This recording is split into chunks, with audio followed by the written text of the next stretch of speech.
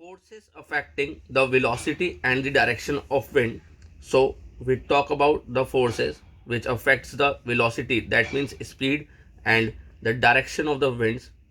There are three forces which first one is pressure gradient force, the second one is frictional force, the third one is Coriolis force.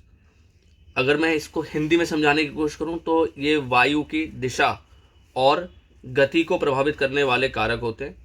यह तीन होते हैं।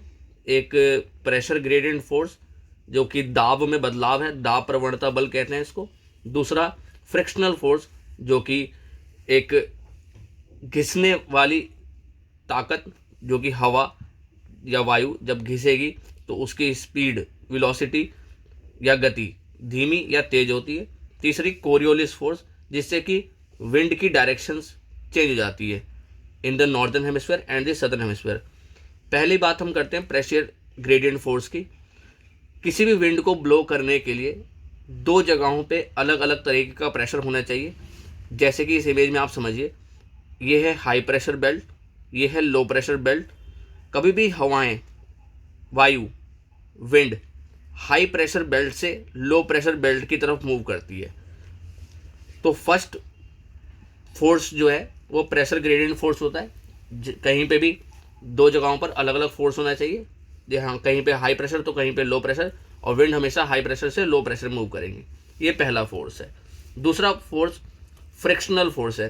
Frictional force क्या होता है, यहाँ दो इमेजेस मैंने बनाई है, ड्रॉ करी है।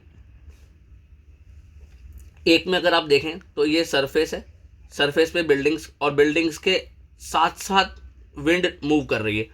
ये विंड इजीली मूव नहीं कर पा रही है। क्यों? क्योंकि बहुत सी बिल्डिंग इसके ब्लॉकेज के रूप में काम कर रही है, बहुत सी विंड ब्लॉक्स इसको रोक रहे हैं।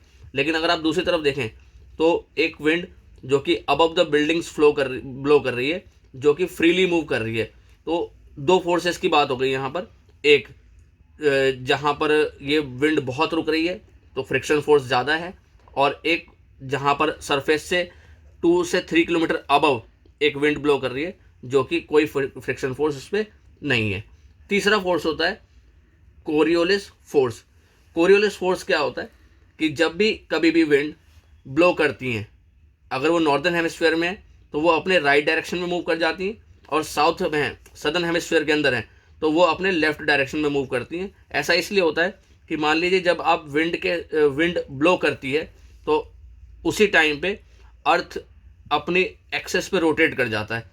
जब एक्सेस पे रोटेट करता है तो उसके फ्रिक्शन से जो विंड्स होती हैं वो अपने नॉर्दर्न हेमिस्फीयर में राइट डायरेक्शन और सदर्न हेमिस्फीयर में लेफ्ट डायरेक्शन में मूव करती हैं। इसके नेक्स्ट टॉपिक हम जियोस्ट्रॉपिक विंड पढ़ेंगे, जो कि हमारी नेक्स्ट वीडियो में हम आपको बताएंगे।